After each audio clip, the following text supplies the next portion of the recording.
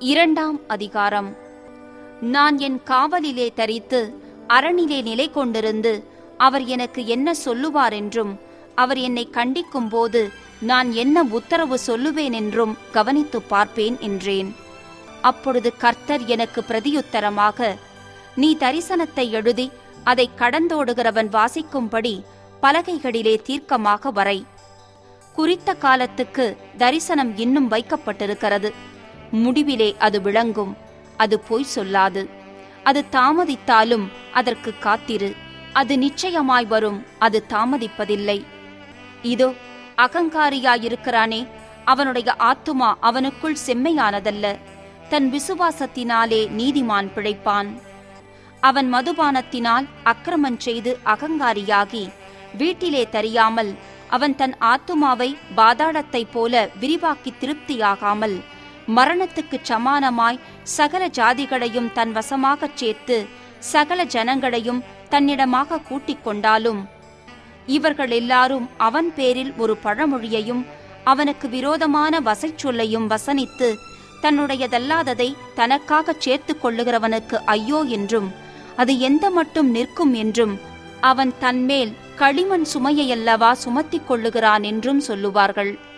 உன்னை கடிப்பவர்கள் சடிதியாய் எழும்புவதும் உன்னை அழைக்கழிப்பவர்கள் விழிப்பதுமில்லையோ? நீ அவர்களுக்குச் சூறையாகாயோ?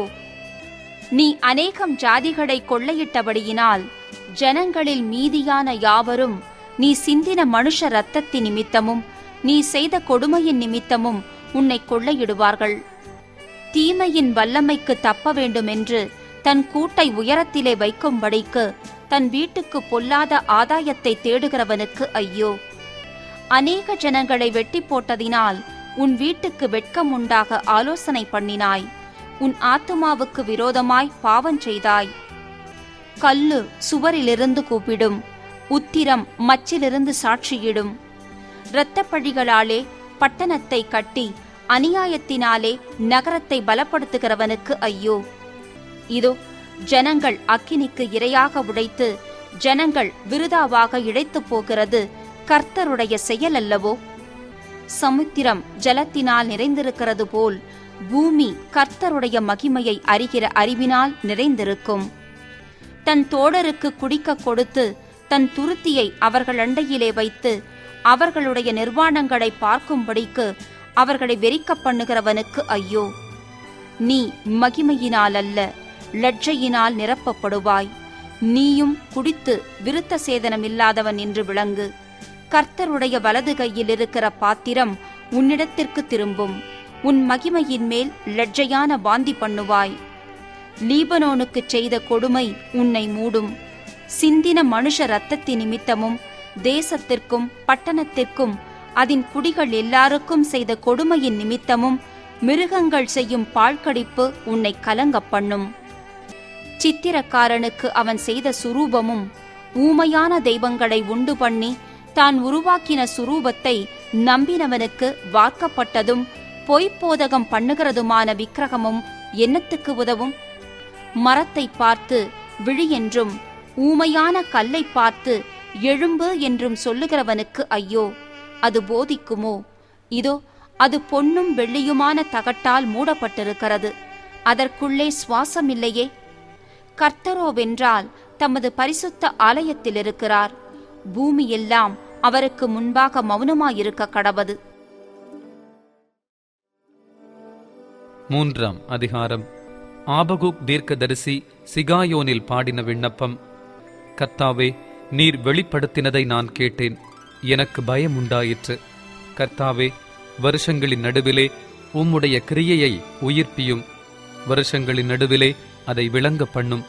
கோபித்தாலும் இரக்கத்தை நினைத்தருளும். தேவன் தேமானிலிருந்தும் பரிசுத்தர் பாரான் பர்வதத்திலிருந்தும் வந்தார். அவருடைய மகிமை வானங்களை மூடிக்கொண்டது. அவர் துதியினால் பூமி நிறைந்தது. அவருடைய பிரகாசம் சூரியனைப் போலிருந்தது. அவருடைய கரத்திலிருந்து கிரணங்கள் வீசின. அங்கே அவருடைய பராக்கிரமம் மறைந்திருந்தது. அவருக்கு முன்பாக கொள்ளை நோய் சென்றது. அவர் அடிகளிலிருந்து எரிபந்தமான காய்ச்சல் புறப்பட்டது. அவர் நின்று பூமியை அளந்தார். அவர் பார்த்து புறஜாதிகளை கரைய பண்ணினார். பூர்வ பர்வதங்கள் சிதறடிக்கப்பட்டது. என்றும் உள்ள மலைகள் தாழ்ந்தது. அவருடைய நடைகள் நித்திய நடைகளாயிருந்தது. கூஷானின் கூடாரங்கள் வருத்தத்தில் அகப்பட்டிருக்க கண்டேன். மீதியான் தேசத்தின் திரைகள் நடுங்கின. கர்த்தர் நதிகளின் மேல் கோபமாயிருந்தாரோ?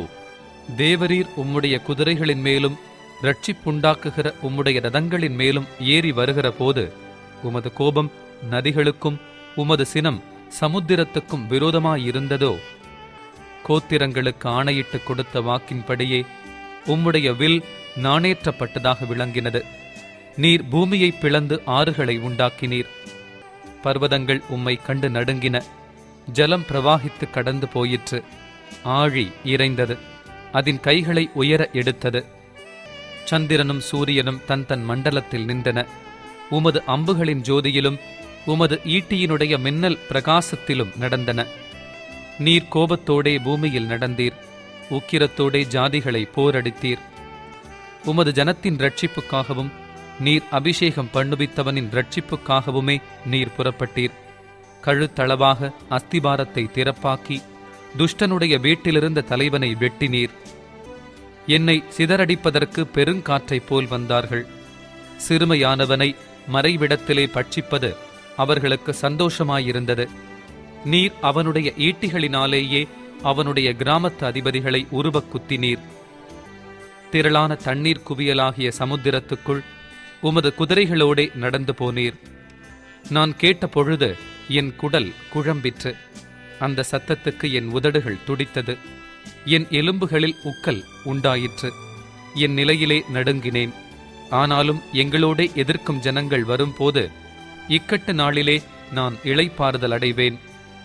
அத்திமரம் துளிர் விடாமற் போனாலும், திராட்சச் செடிகளில் பழம் உண்டாகாமற் போனாலும், ஒலிவ மரத்தின் பலன் அற்றுப்போனாலும், வயல்கள் தானியத்தை விளைவியாமற் போனாலும், கிடையில் ஆட்டு மந்தைகள் முதலற்று போனாலும், தொழுவத்திலே மாடு இல்லாமற் போனாலும், நான் கர்த்தருக்குள் மகிழ்ச்சியாயிருப்பேன். என் இரட்சிப்பின் தேவனுக்குள் களி கூறுவேன். ஆண்டவனாகிய கர்த்தர் என் பலன். அவர் என் கால்களை மான் கால்களைப் போலாக்கி உயரமான ஸ்தலங்களில் என்னை நடக்க பண்ணுவார். இது நெகினோத் என்னும் வாத்தியத்தில் வாசிக்க ராகத் தலைவனுக்கு ஒப்புவிக்கப்பட்ட சங்கீதம். செப்பனியா 1ஆம் அதிகாரம். ஆமோனின் புத்திரனாகிய யோசியா என்னும் யூதா ராஜாவின் நாட்களிலே எஸ்கியாவின் குமாரனாகிய ஆமரியாவுக்கு குமாரனான கெதலியா என்பவனுடைய மகனாகிய கூஷின் குமாரன் செப்பனியாவுக்கு உண்டான கர்த்தருடைய வசனம். தேசத்தில் உண்டானதையெல்லாம் முற்றிலும் வாரிக்கொள்ளுவேன் என்று கர்த்தர் சொல்லுகிறார். மனுஷரையும் மிருக ஜீவன்களையும் வாரிக்கொள்ளுவேன். நான் ஆகாயத்து பறவைகளையும் சமுத்திரத்து மச்சங்களையும் இடறுகிறதற்கேதுவானவைகளையும் துன்மார்க்கரோடே கூட வாரிக்கொண்டு தேசத்தில் உண்டான மனுஷரை சங்காரம் பண்ணுவேன் என்று கர்த்தர் சொல்லுகிறார். நான் யூதாவின் மேலும் எருசலேமிலுள்ள எல்லா குடிகளின் மேலும் என் கையை நீட்டி பாகாலில் மீதியாயிருக்கிறதையும் ஆசாரியர்களோடே கூட கெம்மரீம் என்பவர்களின் பேரையும் வீடுகளின் மேல் வானசேனையை பணிகிறவர்களையும் கர்த்தர் பேரில் ஆணையிட்டு மல்காமின் பேரிலும் ஆணையிட்டு பணிகிறவர்களையும் கர்த்தரை விட்டு பின்வாங்குகிறவர்களையும் கர்த்தரை தேடாமலும் அவரை குறித்து விசாரியாமலும் இருக்கிறவர்களையும் இவ்விடத்தில் இராதபடிக்கு சங்காரம் பண்ணுவேன். கர்த்தராகிய ஆண்டவருக்கு முன்பாக மௌனமாயிருங்கள். கர்த்தருடைய நாள் சமீபித்திருக்கிறது. கர்த்தர் ஒரு யாகத்தை ஆயத்தம் பண்ணி அதற்கு விருந்தாளிகளையும் அழைத்திருக்கிறார். கர்த்தருடைய யாகத்தின் நாளிலே நான் அதிபதிகளையும் ராஜகுமாரரையும் மறுதேசத்து வஸ்திரம் தரிக்கிற யாவரையும் தண்டிப்பேன். வாசற்படியை தாண்டி கொடுமையினாலும் வஞ்சகத்தினாலும் தங்கள் எஜமான்களின் வீடுகளை நிரப்புகிற யாவரையும் அந்நாளிலே தண்டிப்பேன். அந்நாளிலே மீன் வாசலிலிருந்து கூக்குரலின் சத்தமும் நகரத்தின் 2ஆம் பாகத்திலிருந்து அலறுதலும் மேடுகளிலிருந்து மகா சங்காரத்தின் இரைச்சலும் உண்டாகும் என்று கர்த்தர் சொல்லுகிறார். மக்தேஷின் குடிகளே அலறுங்கள். வர்த்தகர் எல்லாரும் சங்காரமானார்கள். காசுக்காரர் யாவரும் வெட்டுண்டு போனார்கள். அக்காலத்திலே நான் எருசலேமை விளக்கு கொளுத்திச் சோதித்து வண்டல் போல குழம்பியிருக்கிறவர்களும் கர்த்தர் நன்மை செய்வதும் இல்லை தீமை செய்வதும் இல்லை என்று தங்கள் இருதயத்தில் சொல்லுகிறவர்களுமான மனுஷரை தண்டிப்பேன். அவர்களுடைய ஆஸ்தி கொள்ளையாகும், அவர்களுடைய வீடுகள் பாழாய்ப்போகும். அவர்கள் வீடுகளை கட்டியும் அவைகளில் குடியிருக்க மாட்டார்கள். அவர்கள் திராட்சத் தோட்டங்களை நாட்டியும் அவைகளின் பழரசத்தை குடிப்பதில்லை. கர்த்தருடைய பெரிய நாள் சமீபித்திருக்கிறது, அது கிட்டிச் சேர்ந்து மிகவும் தீவிரித்து வருகிறது. கர்த்தருடைய நாள் என்கிற சத்தத்துக்கு பராக்கிரமசாலி முதலாய் அங்கே மனங்கசந்து அலறுவான். அந்த நாள் உக்கிரத்தின் நாள், அது இக்கட்டும் இடுக்கமுமான நாள், அது அழிவும் பாழ்கடிப்புமான நாள், அது இருளும் அந்தகாரமுமான நாள், அது மப்பும் மந்தாரமுமான நாள். அது அரணிப்பான நகரங்களுக்கும் உயரமான கொத்தளங்களுக்கும் விரோதமாக எக்காளம் ஊதுகிறதும் ஆர்ப்பரிக்கிறதுமான நாள். மனுஷர் கர்த்தருக்கு விரோதமாய் பாவம் செய்தபடியால் அவர்கள் குருடரைப் போல் நடக்கும்படி நான் அவர்களை வருத்தப்படுத்துவேன். அவர்கள் இரத்தம் புழுதியைப் போல் சொரியப்படும், அவர்கள் மாம்சம் எருவைப் போல் கிடக்கும். கர்த்தருடைய உக்கிரத்தின் நாளிலே அவர்கள் வெள்ளியும் அவர்கள் பொன்னும் அவர்களை தப்புவிக்க மாட்டாது. அவருடைய எரிச்சலின் அக்கினியினால் தேசமெல்லாம் அழியும், தேசத்தின் குடிகளையெல்லாம் சடுதியாய் நிர்மூலம் பண்ணுவார். 2ஆம் அதிகாரம். விரும்பப்படாத ஜாதியே, கட்டளை பிறக்கும் முன்னும் பதரை போல நாள் பறந்து போகும் முன்னும் கர்த்தருடைய உக்கிர கோபம் உங்கள் மேல் இறங்கும் முன்னும் கர்த்தருடைய கோபத்தின் நாள் உங்கள் மேல் வரும் முன்னும் நீங்கள் உங்களை உய்த்து ஆராய்ந்து சோதியுங்கள். தேசத்திலுள்ள எல்லா சிறுமையானவர்களே, கர்த்தருடைய நியாயத்தை நடப்பிக்கிறவர்களே, அவரை தேடுங்கள். நீதியை தேடுங்கள், மனத்தாழ்மையை தேடுங்கள். அப்பொழுது ஒருவேளை கர்த்தருடைய கோபத்தின் நாளிலே மறைக்கப்படுவீர்கள்.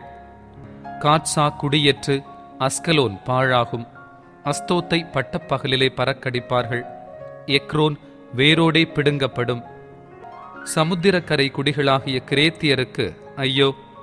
பெலிஸ்தரின் தேசமாகிய கானானே, கர்த்தருடைய வார்த்தை உனக்கு விரோதமாயிருக்கிறது. இனி உன்னில் குடியில்லாதபடிக்கு உன்னை அழிப்பேன். சமுத்திரக்கரை தேசம் மேய்ப்பர் தங்கும் குடில்களும் ஆட்டுத் தோழங்களுமாகும். அந்த தேசம் யூதா வம்சத்தாரில் மீதியானவர்களின் வசமாகும். அவர்கள் அவ்விடங்களில் மந்தை மேய்ப்பார்கள். அஸ்கலோனின் வீடுகளிலே சாயங்காலத்திலே படுத்துக் கொள்வார்கள். அவர்களுடைய தேவனாகிய கர்த்தர் அவர்களை விசாரித்து அவர்கள் சிறையிருப்பை திருப்புவார். மோவாப் செய்த நிந்தனையையும் அம்மோன் புத்திரர் என் ஜனத்தை நிந்தித்து அவர்கள் எல்லையை கடந்து பெருமை பாராட்டிச் சொன்ன தூஷணங்களையும் கேட்டேன். ஆகையால் மோவாப் சோதோமை போலும் அம்மோன் புத்திரரின் தேசம் கொமோராவை போலுமாகி காஞ்சொரி படரும் இடமும் உப்பு பள்ளமும் நித்திய பாழுமாயிருக்கும். என் ஜனத்தில் மீந்தவர்கள் அவர்களை கொள்ளையிட்டு என் ஜாதியில் மீதியானவர்கள் அவர்களை சுதந்தரித்துக் கொள்ளுவார்கள் என்பதை என் ஜீவனை கொண்டு சொல்லுகிறேன் என்று இஸ்ரவேலின் தேவனாகிய சேனைகளின் கர்த்தர் உரைக்கிறார். அவர்கள் சேனைகளுடைய கர்த்தரின் ஜனத்துக்கு விரோதமாய் பெருமை பாராட்டி அவர்களை நிந்தித்தபடியினால் இது அவர்கள் அகங்காரத்துக்கு பதிலாக அவர்களுக்கு கிடைக்கும். கர்த்தர் அவர்கள் மேல் கெடியாயிருப்பார். பூமியிலுள்ள தேவர்களையெல்லாம் மெலிந்து போக பண்ணுவார். அப்பொழுது தீவுகளிலுள்ள சகல புறஜாதிகளும் அவரவர் தங்கள் தங்கள் ஸ்தானத்திலிருந்து அவரை பணிந்து கொள்வார்கள். எத்தியோப்பியராகிய நீங்களும் என் பட்டயத்தினால் கொலை செய்யப்படுவீர்கள். அவர் தமது கையை வடதேசத்துக்கு விரோதமாய் நீட்டி அசீரியாவை அழித்து நினிவேயை பாழும் வனாந்தரத்துக்கொத்த வறட்சியுமான ஸ்தலமாக்குவார். அதன் நடுவில் மந்தைகளும் ஜாதி ஜாதியான சகல மிருகங்களும் படுத்துக்கொள்ளும். அதனுடைய சிகரங்களின் மேல் நாரையும் கோட்டானும் ராத்தங்கும். பலகணிகளில் கூவுகிற சத்தம் பிறக்கும். வாசற்படிகளில் பாழ்கடிப்பு இருக்கும். கேதுரு மரங்களின் மச்சை திறப்பாக்கி போடுவார். நான் தான் என்னைத் தவிர வேறொருவரும் இல்லை என்று தன் இருதயத்தில் சொல்லி நிர்விசாரமாய் வாழ்ந்து களி கூர்ந்திருந்த நகரம் இதுவே. இது பாழும் மிருக ஜீவன்களின் தாபரமுமாய் போய்விட்டதே. அதன் வழியாய் போகிறவன் எவனும் ஈசல் போட்டு தன் கையை கொட்டுவான். 3ஆம் அதிகாரம். இடுக்கண் செய்து ஊத்தையும் அழுக்குமாயிருக்கிற நகரத்துக்கு ஐயோ! அது சத்தத்துக்கு செவி கொடுக்கவில்லை, அது கடிந்து கொள்ளுதலை ஏற்றுக்கொள்ளவில்லை, அது கர்த்தரை நம்பவில்லை, அது தன் தேவனிடத்தில் சேரவில்லை. அதற்குள்ளே இருக்கிற அதன் அதிபதிகள் கெர்ச்சிக்கிற சிங்கங்கள், அதன் நியாயாதிபதிகள் சாயங்காலத்தில் புறப்படுகிறதும் விடியற்காலம் மட்டும் ஒரு எலும்பையும் மீதியாக வைக்காததுமான ஓநாய்கள். அதன் தீர்க்கதரிசிகள் வீண் பெருமையும் வஞ்சகமும் உள்ளவர்கள். அதன் ஆசாரியர்கள் பரிசுத்த ஸ்தலத்தை பரிசுத்த குலைச்சலாக்கி வேதத்துக்கு அநியாயம் செய்தார்கள். அதற்குள் இருக்கிற கர்த்தர் நீதியுள்ளவர், அவர் அநியாயம் செய்வதில்லை. அவர் குறைவில்லாமல் காலைதோறும் தம்முடைய நியாயத்தை விளங்க பண்ணுகிறார். அநியாயக்காரனோ வெட்கமறியான். ஜாதிகளை சங்கரித்தேன், அவர்கள் துருகங்கள் பாழாயின. அவர்களுடைய வீதிகளை ஒருவரும் கடந்து போகாதபடிக்கு பாழாக்கினேன். அவர்களுடைய பட்டணங்கள் மனுஷர் இல்லாதபடிக்கும் குடியில்லாதபடிக்கும் அவாந்தரையாயின. உன் வாசஸ்தலம் நிர்மூலமாகாதபடிக்கு நீ எனக்கு பயந்து கடிந்து கொள்ளுதலை ஏற்றுக்கொள்ளென்றேன். நான் அவர்களை எப்படி தண்டித்தாலும் அவர்கள் அதிகாலையில் எழுந்து தங்கள் கிரியைகளை எல்லாம் கேடாக்கினார்கள். ஆகையால் நான் கொள்ளையாட எழும்பும் நாள் மட்டும் எனக்கு காத்திருங்கள் என்று கர்த்தர் சொல்லுகிறார். என் சினமாகிய உக்கிர கோபத்தை எல்லாம் அவர்கள் மேல் சொரியும்படி ஜாதிகளை சேர்க்கவும் ராஜ்யங்களை கூட்டவும் நான் தீர்மானம் பண்ணினேன். பூமியெல்லாம் என் எரிச்சலின் அக்கினியினால் அழியும். அப்பொழுது ஜனங்கள் எல்லாரும் கர்த்தருடைய நாமத்தை தொழுது கொண்டு ஒருமனப்பட்டு அவருக்கு ஆராதனை செய்யும்படிக்கு நான் அவர்கள் பாஷையை சுத்தமான பாஷையாக மாறப் பண்ணுவேன். எத்தியோப்பியாவின் நதிகளுக்கு அக்கறையிலிருந்து என்னிடத்தில் விண்ணப்பம் பண்ணுகிறவர்களாகிய சிதறடிக்கப்பட்டவர்களின் குமாரத்தியானவள் எனக்கு காணிக்கை கொண்டு வருவாள். எனக்கு விரோதமாய் துரோகம் பண்ணி நீ செய்த உன் எல்லா கிரியைகளின் நிமித்தமும் அந்நாளிலே வெட்கப்படாதிருப்பாய். அப்பொழுது நான் உன் பெருமையை குறித்து களி கூர்ந்தவர்களை உன் நடுவிலிருந்து விலக்கி விடுவேன். நீ இனி என் பரிசுத்த பர்வதத்தில் அகங்காரம் கொள்ள மாட்டாய்.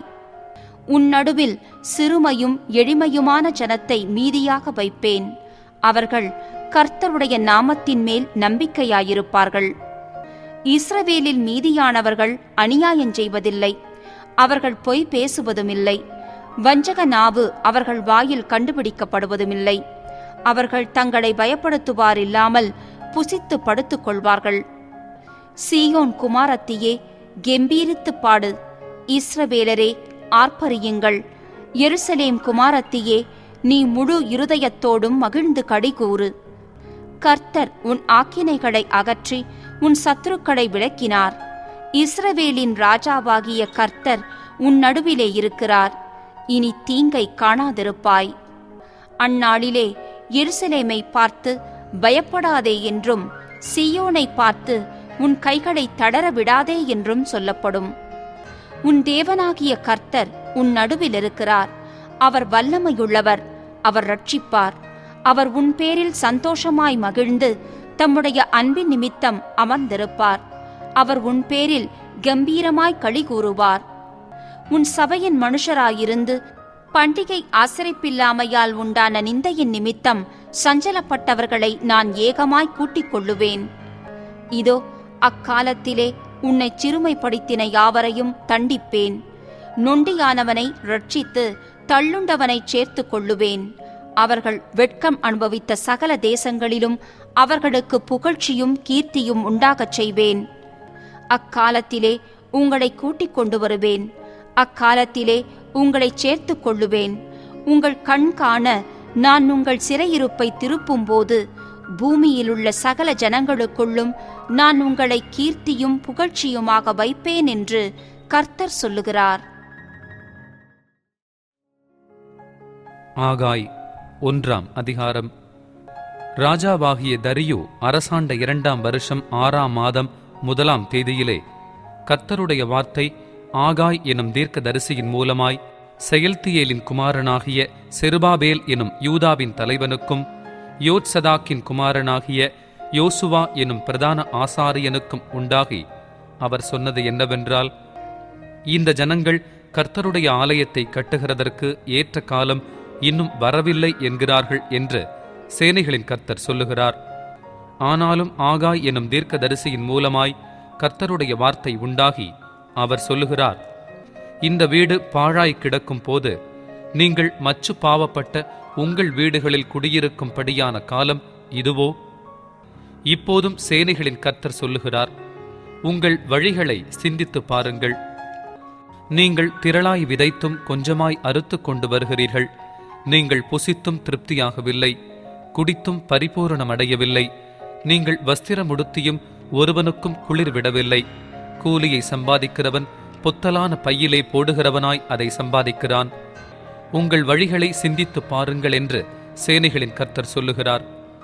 நீங்கள் மலையின் மேல் ஏறிப்போய் மரங்களை வெட்டி கொண்டு வந்து ஆலயத்தை கட்டுங்கள். அதன் பேரில் நான் பிரியமாயிருப்பேன். அதனால் என் மகிமை விளங்கும் என்று கர்த்தர் சொல்லுகிறார். அதிகமாய் வருமென்று நீங்கள் எதிர்பார்த்திருந்தும் இதோ கொஞ்சம் கிடைத்தது. நீங்கள் அறுத்து வீட்டுக்கு கொண்டு வந்தும் நான் அதை ஊதி போடுகிறேன். எதி நிமித்தமென்றால், என் வீடு பாழாய் கிடக்கும் போது நீங்கள் எல்லாரும் அவனவன் தன் தன் வீட்டிற்கு ஓடிப் போகிறீர்களே, இது நிமித்தமே என்று சேனைகளின் கர்த்தர் சொல்லுகிறார்.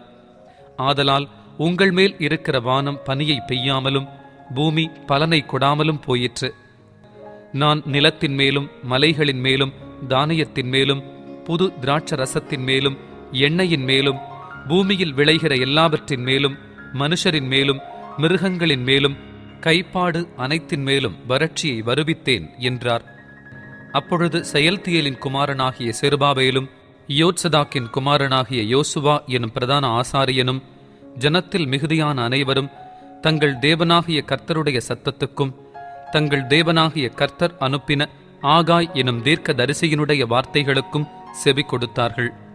ஜனங்கள் கர்த்தருக்கு முன்பாக பயந்திருந்தார்கள். அப்பொழுது கர்த்தருடைய தூதனாகிய ஆகாய் கர்த்தர் தூதனுப்பிய வார்த்தையின்படி ஜனங்களை நோக்கி, நான் உங்களோடே இருக்கிறேன் என்று கர்த்தர் சொல்லுகிறார் என்றான்.